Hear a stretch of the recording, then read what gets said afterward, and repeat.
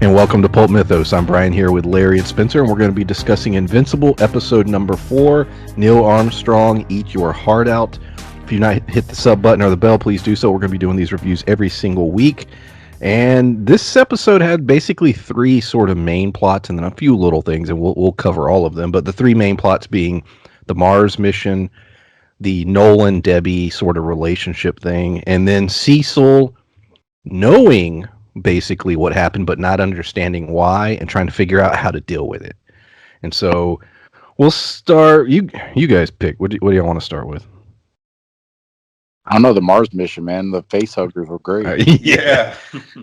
So yeah, the Mars mission. Basically, Cecil had come up with a plan where he wanted to get Nolan or Omni-Man off Earth.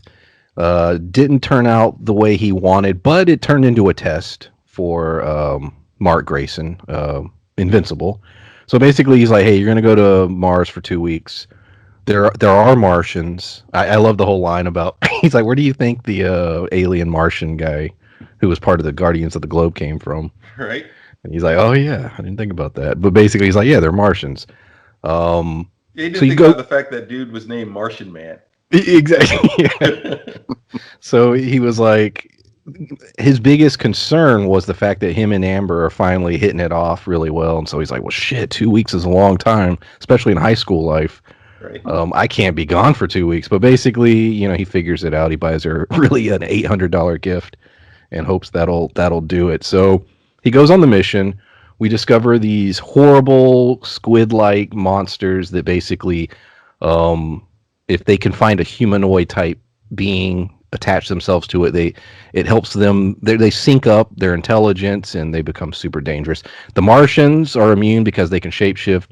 Clearly, Grayson is immune because he's a Viltrumite and they're fucking gods, and humans are not. We do see at the end that one of the astronauts that gets back is in fact alien or whatever. It's not crystal clear on all the happenings of what exactly happened, but something bad happened. And then you see the Martians attacked. That's a lot of story. Yeah, go into whatever it is you want to talk about regarding it. Thought it was handled well. Mark had a lot of great lines. I love the fact that he took a nap while he was on duty, and he wakes up and he's like, "Oh shit." There was a lot of great little lines with him trying to figure out how to interact with the Emperor of Mars, and just different stuff like that. This whole show is just such a fun thing it's such a fun watch. There's so much going on. Yeah, it does get dark, but there's also a lot of, like you said, funny, lighthearted moments too. Like Spencer said, I do love the spin on the face huggers, and from what we're seeing so far, at least, it also seems like a blend between face huggers and Starro. And yeah, face huggers, Starro, and to some degree Venom from Marvel Comics. Oh yeah. And I think this marks a trend that we're seeing here, that maybe Nolan's been on Earth a little too long, because he seems to think very little of some very real cosmic threats. It's like we had the episode with Alan the Alien, who we all know is very, very strong, and he's like, yeah, he's a lightweight, you can handle it, Mark. If he knew how strong he was, I don't know if he would send Mark out to handle that. And now we have these face huggers, which they're a great threat to. They're a threat to all of Earth. So if he had the slightest idea of what these threats really were, he may have actually gone and handled these things himself. And that may be foreshadowing. I think for the future of the show, that maybe there's more out there, or greater threats beyond what Omni-Man is aware of even. Well, yeah, because even their species, although they go everywhere, he wouldn't have gone everywhere. So he would have a basic understanding before he left of maybe some other places, but depending on how long he was on Earth, he wouldn't know of all these other threats. I loved the entire Mars scene where they were going back and forth, and he kept telling them, I got this, and then him trying to communicate and tripping all over everything and making fun of the squid things that the Martians were terrified of. But it was kind of cool because the Martians were trying to help us. Like they were us as in humans, not us as in Invincible. But they're looking out for Earth. And to basically have the wave, the tsunami of facehugger squid things was very fun to watch. And like you said, Larry, it's so entertaining to watch every aspect of this show and kind of theorize where they're going to next is a blast. It's fun. Yeah, it's a surprisingly, well, not even surprisingly, because we did read the books, but well, I guess I can say this: it is a surprisingly well balanced adaptation of the books. There's just so much there. I have been very impressed with the balance of telling the stories from the comics, but speeding them up a little bit or moving things slightly around. We get a great. I'm glad they went ahead and explained this to some degree. He was working with his son Nolan and basically telling Mark, "Hey, we can get stronger. We can get faster." He's showing him. They're similar to, this is dealt. They dive more into this in the comic, but basically, they're not exactly like Kryptonians. They're more in line with like Saiyans, in that the more they do, the more extremes they put themselves through, the stronger they can get. So he touched on that in this episode. I'm glad they went ahead and did that because the potential for Mark is to get a lot stronger eventually, and we got a little taste of that in this episode. That also ties into Marvel comics. You look at Hulk when he was talking to She-Hulk. Yeah, if you train in your human form when you transform into Hulk, you're going to be that much stronger. And just like you said, the more strain that he puts on his body, the stronger he's gotten. And traveling all the way to Mars, basically outside of the shuttle, and everything like that is just going to continue to make him stronger. I am curious as to, because we know it from the books, he does get significantly stronger, but I'm curious as to how they're going to leap him forward in this, what his struggles are going to be throughout this season. Unfortunately, I already sort of, because based on the episode count, I sort of already know how this season will end. And as exciting as it'll be, I'm like, man, they need to go ahead and greenlit that second season because it's not that far in the story, not as far as I'd want it to be. And it seems rushed, but I really I want that second season by October if we can get it. I hope they already planned for 2 seasons and that they're working on it. But it's the sooner the better, honestly, for this. Because, like you said, even though we have some idea of the direction that it's going, I still, like you said, I hate to see the day when this season wraps up and just kind of waiting on confirmation. Are we getting more? It's the show is just that enjoyable that it's gonna leave a gap in my schedule and my routine as far as entertainment that I take in throughout the week. The Nolan Debbie stuff was great. It's funny because it slowed things down and it's just them sort of talking. She suspects something is off. She can't quite put her finger on it. In her gut, she sort of knows that there's more to what happened with the Guardians of the Globe than has been stated. Also, she had a visit from Damian Darkblood, so that ties into that. So they go on a little bit of a vacation, and they have a moment. And I like the fact that they're both sort of opening up. Nolan's sort of explaining how important she is to him, and she really is, in the story and the whole family dynamic. But she is aware that shit isn't right. And I like the fact that they're giving her enough screen time to explore that it's not just the superheroes fighting, that we're actually getting the character moments and the family moments, which is very important to the Invincible story. Well, yeah, and I just want to say that that's one thing I feel they're actually doing better in this early on, because at least in the early parts of Invincible, in the books, a lot of these relationships felt very rushed and like you didn't get to touch on that enough. But you're getting a better feeling for what the family dynamic is and what these relationships are, and what they've been through and endured. You get a more well-rounded view of that, I think, in the show. So they're doing a good job of touching on that. Well, and I think similar to anybody who's seen the new Justice League, uh, how strong Superman is. That's the kind of consensus that we're having with these characters, that they're so strong. And I know you touched on it a second ago, but Cecil is terrified of what Omni Man can do. Oh shit! There's someone knocked on the door. But they're terrified of what Omni Man can do. So with good lord. So get that door, Spence. I don't have to. The dogs will eat whoever it is. Anybody. Yeah, right. Apparently. But with them being afraid of what Omni Man can do, what's his one weakness? And even with the relationship that he has with her, and he still feels a little superior to her, but she shows that that's his one weak point, is his family, whether it's his kid or his wife. Those are the things that become a weakness for him. Same thing with Mark.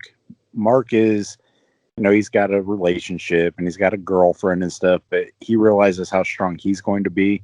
It's still going to be family and relationships that become those weak points for those kind of characters, because as strong as they are, what else is their weakness?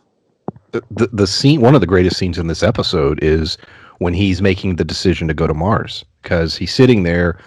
His father is like, "Son, this is bullshit. Don't worry about it." Cecil's like, "Well, we need you. We need you." And his mother says, "A lot of people are going to tell you how to use your powers. It's up to you, to make those decisions, what feels right." And I thought that was a great moment with the family of Mark, and sort of the dynamic of how will he use his powers. He is going to be super powerful, and he has to make those choices. And I thought that was a very, very strong scene. Right. Yeah, and it's one of those shows that gives you something that you never really knew you needed entertainment wise, or at least that would be really good to do. And just watching this reminds me, it's like, how great is it to have a Superman sort of coming of age story? I think you've called it this, and other critics have said this too, that it's like a hybrid between like early Spider-Man and Superman combined. But that's good, because we didn't really, at least our generation didn't grow up with like Superman growing up, and when that book first premiered, you had like a fully functional adult Superman. You didn't have Superman having to adapt to becoming Superman and deciding what role he fits into in the world, and it's a really cool dynamic that Kirkman has written really well. Kirkman should write Superman. I've said this: if you're going to do a Superman movie, Kirkman should have written it, because he understands how to write a Superman character more than anyone writing right now. I was going to say that this is like if Smallville didn't suck. Hey, whoa. Yeah. I would say we don't have an hour to argue about that right now. Hey. Like, but Somebody. I love that theme song. Like, you just made me nostalgic. Like, sounds like a call to adventure to me. But I will say that too. Yeah. Like, in fact, speaking of Smallville, speaking of Kirkman writing Superman, I'd love to see him write, or at least give some pointers on this new Superman show we have now, because it kind of touches on that thing, given that Superman has kids in this. It's what better inspiration to take than the foundation that Kirkman's kind of set down here. Because Kirkman approached it, when this series first launched, there are certain people who have always said, "Oh, you can't, Superman's hard to write. He's hard to write because he's too powerful. He's a god. How do you write a god?" And to me, Invincible was Kirkman just absolutely slapping everyone in the face, saying, "This is how. There is a way to humanize him. There is a way to do it. It is possible." And Invincible is a great series, and it's one of those, like, yeah, he gets it. He understands it. It can be done. And I don't know. I know Abram JJ is doing the next Superman, and we'll see what the hell happens. But Right. um, that's a whole other discussion. Cecil, the ending of the episode, he sends Damien Darkblood back to hell. Great sequence. And Damien's like, "Well, dude, you know the truth. I'm trying to expose it." And he's like, "Yeah, I know the truth, but this has got to be done on my timetable and the way I need it done. Right. So sorry, goodbye." A lot of little comedy in there, but also it was a really cool sequence. Yeah, just the whole, oh, now you care about the demon and everything. He's doing the little ritual to banish him. Like, and, but yeah, Cecil is very pragmatic. Yeah, he knows that Damien's trying to do the right thing, but he also knows if Damien's right, and they just expose Omni Man like this. Cecil's thinking, well, what are the consequences? We have to have a plan. We have to have a way to go about this, you know, because you have a scenario where your equivalent of Superman is a bad guy, and seemingly, if he took out your world's strongest heroes, then who's going to stop him if you just reveal him? Is he just going to lose it? And Cecil's thinking about Yeah, that. Damien's not. Damien's just trying to expose the truth. yeah, he took out not only strongest their strongest conglomerate or their strongest team. He went to a planet and took out all the Flaxons. Like he just annihilated an entire planet. So Right. showing how strong he is, what would stop him from doing it to Earth at this point? Because like you said, they haven't shown a weakness in them yet. So they haven't shown, Superman's got kryptonite. What is his weakness? Would they be able to block out the sun and, stop Omni-Man? They don't have a weakness yet. So not one that we're aware of. So what would they do to stop him? So Cecil's like, look, man, you're probably right, but holy shit. Well, What yeah, do we do now? yeah, you're absolutely right, and not only that, but the significance of the whole Flaxen thing, not only was that a whole planet that he just wiped out, but that was a planet that, because of the way that time moves for them, correct me if I'm wrong, evolved for roughly 100 years and developed technologies and techniques to fight Earth superheroes and conquered it, Including Invincible. including Invincible. Yeah, himself a Vertimite, if I'm saying that right. I know I'm saying it wrong. Viltrumite. Viltrumite. There we go. Yeah, but they went back and forth, and when you're talking about testing them to make them stronger, so Omni-Man not only went to this planet and wiped it out, but how much stronger did he get once he came back? Because putting his body through that much stress, that much trial, and taking out an entire group or entire race, an entire planet, how much stronger is he now? Cecil has a line when Cecil sneaks up on him and he jumps up and grabs him and he lets him down. He's like, "Oh, I almost killed you." And he's like, "I know you were faster than I thought you would be here." He says something along the line like Cecil is like, he would know the exact calculations of what they perceive Omni-Man's abilities, strength, speed, etc. And Omni-Man moved faster than he should have in that moment. So Cecil is, I think, learning this motherfucker is strong. He's holding back. How strong is he? Because he's probably trying to calculate, could he kill the entire Guardians of the Globe? And he's that particular moment was sort of a tell of Cecil, like, oh, you were fast. Well, yeah, because Cecil is definitely a more resourceful Nick Fury with a better R&D team. And he's like, let's not forget a few episodes ago, and it was done as a casual thing. They froze a very Cthulhu-like kaiju. They did, he said, put it on ice. It might be useful later. Cecil has things like that at his disposal. So he's possibly trying to gauge. It's like, okay, can we develop a countermeasure to handle Omni-Man if need be? And you're talking about speed.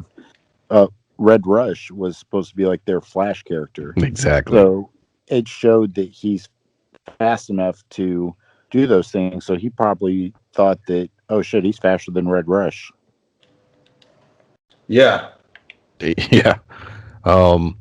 Robots at the end of the last week's episode did a very bizarre thing in letting the Mauler twins go. Now, one of them died, but in this episode, he's, clearly cloning, another brother. The odder thing is the remainder of what happened. Now, I'll say what happens, and we can talk around it. I know exactly what it means. It's a hard one to talk about without spoiling, Mm-hmm. but clearly there's weird stuff happening with the robot. He's in charge of the Guardians of the Globe. He, for some reason, takes a blood sample from Rexplode, and he presents it, bowing to this thing in a jar.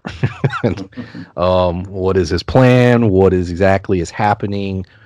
As I said, this is a weird one because I know what it is, and it looks like they're doing it pretty accurately, so I can't really dive into it. But for those who don't know, I would love to hear your comments and your theories.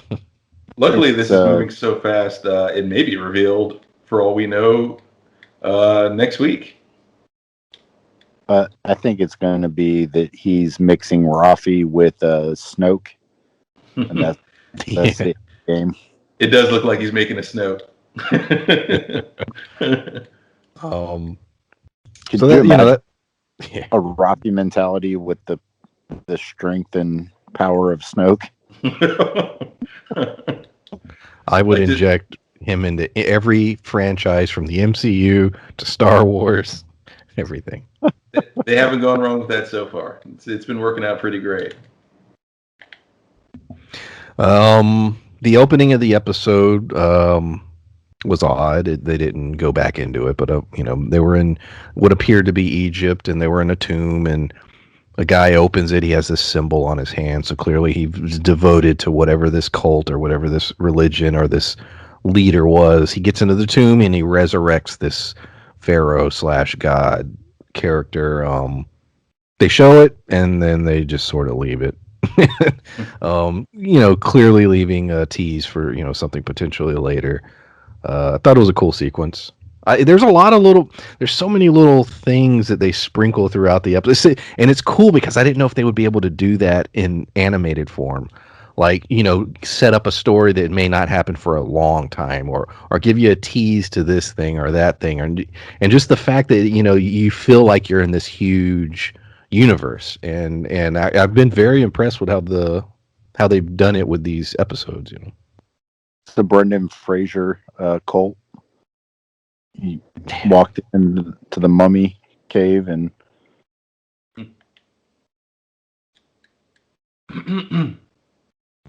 speaking of which, mummies, the whole mummy trilogy is on HBO Max. Well, there's only one of those I care to rewatch. I don't hate the second one, but I certainly don't love it, and the third one, but I do quite like the first one. Strong, still pretty good. That's about all my notes. Let me see. They didn't go into any of that. No. Yeah. Anything else y'all want to talk about with this week's Invincible? I still am frustrated that they released 3 episodes. I'm pissed. Yeah.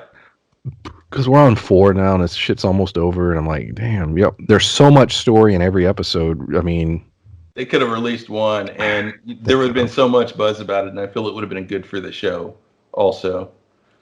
Because that cliffhanger from episode 1, like we discussed, that would definitely leave people thinking, and people will write articles about it. Especially people who haven't seen the show. It was very much a sort of a Game of Thrones Red Wedding moment. So it's it definitely would have been a good point to stop at, during the first week of airing Invincible. Yeah, I think that they set it up to where it was only going to be a 1 episode a week thing, because to tie you into this storyline, that is a perfect way to end a first episode. And I think that that's what they were trying to do, which is probably why they ended it that way, but kind of deflated with the next 2 episodes. I mean, that's not a knock on the show. The show's been great. I'm just saying that to have that big of a cliffhanger at the end of the episode, there was no need to do 3 at one time. Yeah. Episode 1 is built on a cliffhanger. Episode 2 is not. It is to me the best of the four so far. I think episode 2, the Flaxen episode, is fantastic, and then episode 3 has a cliffhanger. So to me, it was you had the first episode, okay, cliffhanger. Second episode, just crazy story. Third episode, cliffhanger. Fourth episode, cliffhanger. It was definitely structured weekly. It was not thought of as a binge. I mean, you can binge it, obviously, but 3 episodes and then wait a week. I'm not enjoying this model. I know it's Amazon sort of thing right now. They're trying to do both, where you have weekly, but also they'll give you a little bit of a dump at the beginning. But so far, I mean, I don't know if maybe their numbers are good. I don't know. That's what they did with the boys, but I don't like it. Yeah, I gotta agree. I gotta agree with that. It should have been like, because for one, especially with all the responsibilities we have, and I think that goes for, the audience in general as well. 3 episodes all at once, it's a little much. It's a little much. In fact, I've got friends who realized that it was starting with 3 episodes, and well, they like when they dropped the first three and just dropped the first three, they thought, oh, okay, well, I'm behind. This has been airing for a little bit. Maybe I'll wait till the season finishes, or and I know some people who have started the first episode, finished, and haven't gotten through the first two, and now they feel they're way behind on the show. So it's a bad decision. Yeah, I don't like it. But yeah, anything else regarding this episode? No. That's been pretty great. Like the rest of the series, it's been good. Only complaint is, as we have said, with them dropping those first 3 episodes at once. Yeah, definitely. But me, if I know that we're getting ready to wrap it up, but the way you just said that, if that's how they were planning all the Amazon shows to be, telling the creators that they could basically make a 2-hour first episode instead of making it structure like like that, opposed to what they did with this, where the first episode was trying to tie you in, trying to grab you, and then you drop 2 more right after it. Well, the Bad Batch coming up, its premiere is going to be 70 minutes. They're going to drop it on May the 4th, which is like a Wednesday. Mm-hmm. It'll be a 70-minute premiere, essentially a movie. And then the next week it'll hit Fridays. You'll get 1 episode a week, and they'll be your standard 20 minutes or whatever. So that's exactly, Spencer, that's exactly what they should do. If you're going to do that, just do because the way you would write it would be different. You would structure the episode, the pacing, and just how events play out differently. Because right now they're doing it episodic. But yeah, I agree. And that was it. But yeah, we'll be doing these every single week. There's only 4 more, so for the next 4 weeks we'll be doing Invincible. God, I hope they green light the next season soon. But yeah, we appreciate listening. Check out our Falcon review. We're doing City on a Hill. We're still doing Snowfall. Big Sky's coming back next week, and there's some big show on HBO. I can't remember the name of it. Coming up in about a week, we'll be doing that as well. But yeah, thanks for listening. Bye. Bye.